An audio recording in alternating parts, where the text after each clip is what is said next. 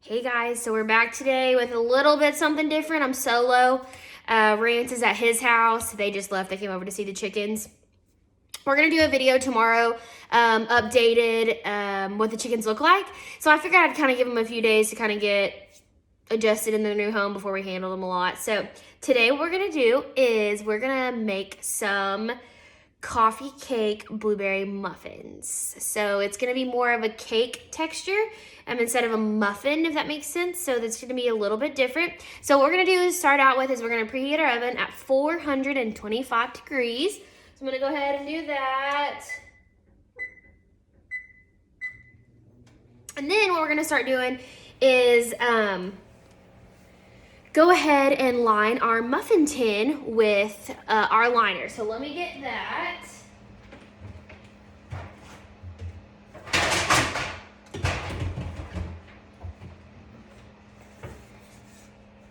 So we got our muffin tin here, and we're gonna go ahead and line it with the muffin tins that I grabbed at Walmart today. I think I had some, but I mean, I wasn't for sure, so I didn't really want to not have any and then be SOL when I started this thing.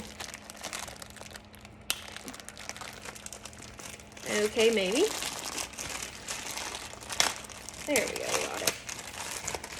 So we're gonna go ahead and line these cups. Okay, so we're gonna go ahead and get our batter ready. So what I've done is I went ahead and took out my 8 ounces of cream cheese and let it soften for the filling that goes into it, that goes inside of the batter. So it's gonna be good. If I keep looking down here, it's because I'm looking at a recipe and I wanna make sure I get it right. So we're gonna start with 2 cups of flour. So we're gonna go ahead and get this in here in our dry ingredients. This is gonna be our batter.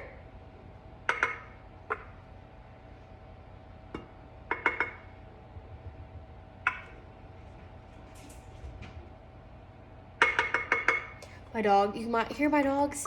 There are some dogs outside that they enjoy barking at from the inside. So then we're gonna do 1 teaspoon of baking powder.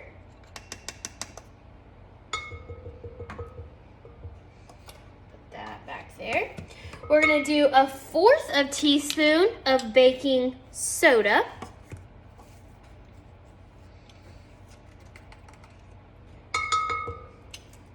We're gonna do 1/2 teaspoon of salt.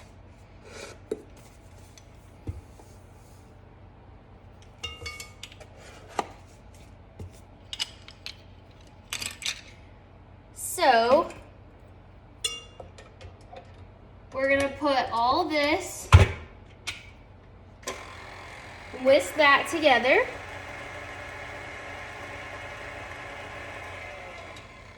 Now, in another bowl, we are going to add 2 eggs. Can you guys see this? Okay, let me move it down here. So there's our sour cream, there's a bowl. We're gonna add 2 eggs in a bowl.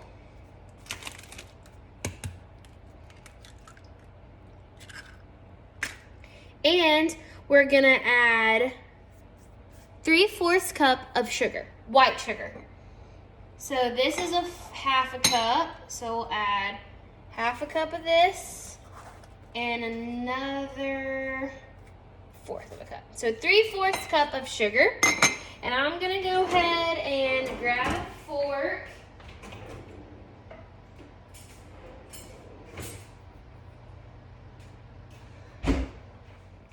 So what we're gonna do now is we're gonna add our 2 eggs and 3/4 cup of sugar together. And we're just gonna kind of whisk it together here just so it kind of gets started.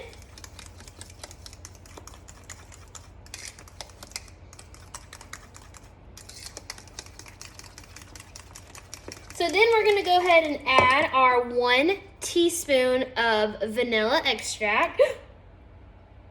What a way to start. We're gonna add 1 teaspoon of vanilla extract there. whisk that around, and it's kind of getting a thicker consistency. You can kind of see the eggs and the sugar have just kind of mixed together. So what we're gonna do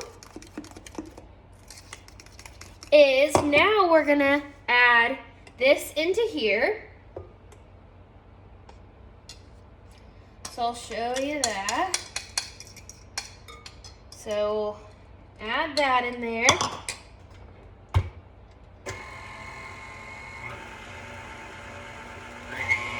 Kind of turn it on a little bit. And I'm gonna wash out this bowl and use the same bowl. We're gonna melt 4 tablespoons of butter, but we have to be careful so it doesn't scramble our eggs because it's warm. So I'm gonna go ahead and add that in this bowl, and we are going to melt it into in the microwave. And make sure that it's not real hot. We're gonna make sure that it doesn't scramble our eggs. Doesn't scramble our eggs in the mixture here. So I'm gonna go ahead and turn that on a little bit. Make sure it gets going.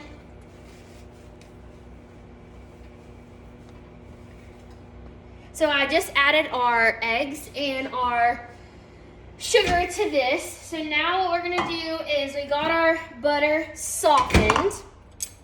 So you can go ahead and see that it's soft enough where we can add our other ingredients. So we're gonna go ahead and add 1/2 cup of sour cream here. Open this up. We're gonna add 1/2 cup of sour cream, and I just buy this Daisy squeeze because it's easier for us to use. Maybe if I could get it back on there. So I'm gonna go ahead and do 1/2 cup of the sour cream. So I'm gonna add that in there. Add that, and then we're gonna add 1/4 cup of milk. So always we're going to, oh, there's the oven, it's ready. So always measure the milk, your wet ingredients, in a wet ingredient measuring cup. So I'm gonna go ahead and get our 1/4 cup out of here. I forgot the milk, so let me get that. And we're gonna go ahead and add 1/4 cup of this milk to the butter and sour cream mixture, okay? So we're gonna go ahead and add that in there. Just kind of get it to where it's a little bit mixed up. You do not have to get it where it is totally, just where it's incorporated with each other, pretty much. Scrape that off here. And then we're gonna go ahead and we'll empty this into this mixture here. So go ahead and dump that in there. So that was the sour cream, the 4 tablespoons of butter, and the milk. So we're gonna go ahead, turn that on.